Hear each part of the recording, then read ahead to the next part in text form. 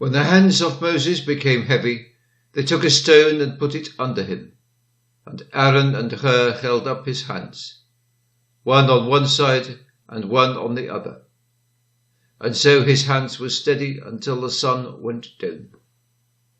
The book of Exodus, chapter 17, verse 12. So mighty was the prayer of Moses that all depended upon it.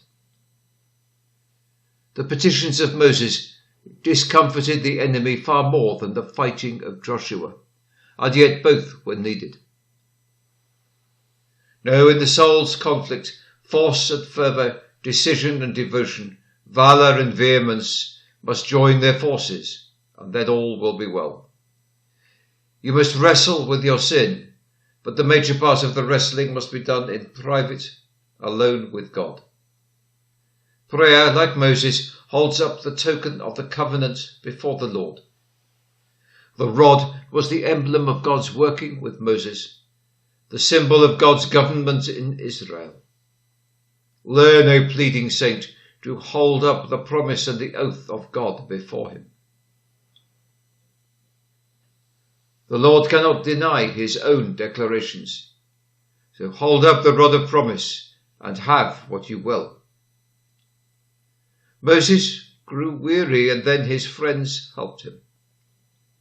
When at any time your prayer flags, let faith support one hand, and let holy hope uplift the other. And prayer, seating itself upon the stone of Israel, the rock of our salvation, will persevere and prevail.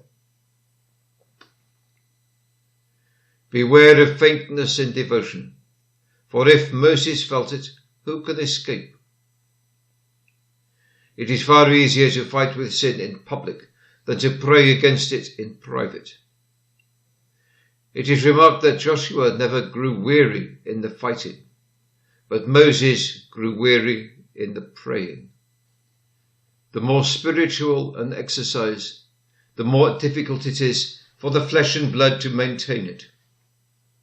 So let us cry then for special strength, and may the Spirit of God, who helps our infirmities as he allowed help to Moses, enable us like him to continue with our hands steady until the going down of the sun, until the evening of life is over, until we shall come to the rising of a better sun in the land where prayer is swallowed up and completely enveloped in praise.